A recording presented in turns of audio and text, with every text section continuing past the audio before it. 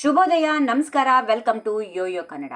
ಬನ್ನಿ ಈಗ ನೋಡೋಣ ಈ ದಿನದ ವೆದರ್ ರಿಪೋರ್ಟ್. ರಾಜ್ಯದಲ್ಲಿ ಇತ್ತೀಚಿನ ದಿನಗಳಲ್ಲಿ ಹವಾಮಾನದಲ್ಲಿ ವಿಚಿತ್ರ ಬದಲಾವಣೆಗಳು ಕಂಡು ಬರುತ್ತಿವೆ. ಒಂದ್ ಕಡೆ ತಾಪಮಾನ ದಿನದಿಂದ ದಿನಕ್ಕೆ ಏರಿಕೆ ಆಗ್ತಾ ಇದ್ದು, ಮತ್ತೊಂದು ಕಡೆ ಕೆಲವು ಭಾಗಗಳಲ್ಲಿ ಮಳೆ ಕೂಡ ಕಾಣಿಸಿಕೊಳ್ತಾ ಇದೆ. ಇಂದು ಕೂಡ ರಾಜ್ಯದ ಹಲವು ಭಾಗಗಳಲ್ಲಿ ಮಳೆಯಾಗುವ ಸಾಧ್ಯತೆಗಳಿವೆ ಎಂದು ಹವಾಮಾನ ಇಲಾಖೆ ಮುನ್ಸೂಚನೆಯಲ್ಲಿ ತಿಳಿಸಿದೆ. ವಿಶೇಷವಾಗಿ ದಕ್ಷಿಣ ಕನ್ನಡ ಮತ್ತು ಉಡುಪಿ ಜಿಲ್ಲೆಗಳ ಕೆಲವು ಪ್ರದೇಶಗಳಲ್ಲಿ ಮಳೆಯಾಗುವ ಸಾಧ್ಯತೆಗಳಿದೆ. ಇದೇ ವೇಳೆ ಉತ್ತರ ಕನ್ನಡದ ಕೆಲವು ಭಾಗಗಳಲ್ಲಿ ಬಿಸಿಗಾಳಿ ಮತ್ತು ತೇವಾಂಶ ಹೆಚ್ಚಾಗಿರುವ ವಾತಾವರಣ ಮುಂದುವರಿಯಲಿದೆ. ಹವಾಮಾನ ಇಲಾಖೆ ಮುನ್ಸೂಚನೆ ಪ್ರಕಾರ ಮುಂದಿನ 5 ದಿನಗಳ ಕಾಲ ದಕ್ಷಿಣ ಮತ್ತು ಉತ್ತರ ಒಳನಾಡಿನ ಕೆಲವು ಜಿಲ್ಲೆಗಳಲ್ಲಿ ಹಗುರ ಮಳೆಯಾಗುವ ಸಾಧ್ಯತೆಗಳಿವೆ. ಇಂದು ಮತ್ತು ನಾಳೆ ಬೆಳಗಾವಿ, ಧಾರವಾಡ, ಗದಗ, ಹಾವೇರಿ ಜಿಲ್ಲೆಗಳಲ್ಲಿ ಗಂಟೆಗೆ 30 ರಿಂದ 40 ಕಿಲೋಮೀಟರ್ ವೇಗದ ಗಾಳಿಯೊಂದಿಗೆ ಗುಡುಗು ಸಹಿತ ಮಳೆಯಾಗುವ ಸಾಧ್ಯತೆಗಳಿವೆ. ಅದೇ ರೀತಿಯಾಗಿ ಶಿವಮೊಗ್ಗ, ಚಿಕ್ಕಮಗಳೂರು, ಕೊಡಗು ಮತ್ತು ಹಾಸನ ಜಿಲ್ಲೆಗಳಲ್ಲೂ ಗಾಳಿ ಸಹಿತ ಮಳೆಯಾಗುವ ಸಾಧ್ಯತೆಗಳಿವೆ. ಇನ್ನುಳಿದಂತೆ ಕೆಲವು ಜಿಲ್ಲೆಗಳಲ್ಲಿ ಒಣ ಹವೆ ಮುಂದುವರಿಯಲಿದೆ. ಇಂದು ಮತ್ತು ನಾಳೆ ಬೆಳಗಾವಿ, ಧಾರವಾಡ, ಗದಗ, ಹಾವೇರಿ ಜಿಲ್ಲೆಗಳಲ್ಲಿ ಗಂಟೆಗೆ 30 ರಿಂದ 40 ಕಿಲೋಮೀಟರ್ ವೇಗದಲ್ಲಿ ಗುಡುಗು ಸಹಿತ ಮಳೆಯಾಗುವ ಮುನ್ಸೂಚನೆಯನ್ನು ಹವಾಮಾನ ಇಲಾಖೆ ನೀಡಿದೆ.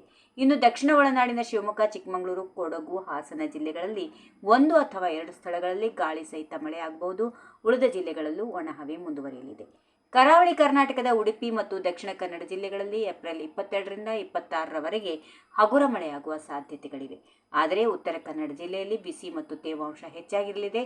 ಉತ್ತರ ಒಳನಾಡಿನ ಜಿಲ್ಲೆಗಳಲ್ಲಿ ಬುಧವಾರ ಮತ್ತು ಗುರುವಾರ ಹಗುರ ಮಳೆಯಾಗುವ ಸಾಧ್ಯತೆ ಇದೆ. ಏಪ್ರಿಲ್ 23ರಂದು ರಾಯಚೂರು, ಕೊಪ್ಪಳ ಮತ್ತು ಬಾಗಲಕೋಟೆ ಜಿಲ್ಲೆಗಳಲ್ಲಿ ಮಳೆಯಾಗುವ ಸಾಧ್ಯತೆ ಇದೆ.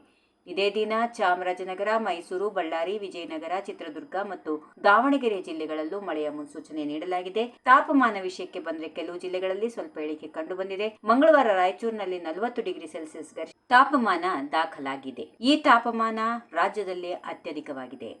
ಈ ವಿಡಿಯೋ ನಿಮಗೆ ಇಷ್ಟವಾದಲ್ಲಿ ಲೈಕ್ ಮಾಡಿ, ಶೇರ್ ಮಾಡಿ, ಸಬ್ಸ್ಕ್ರೈಬ್ ಮಾಡಿ.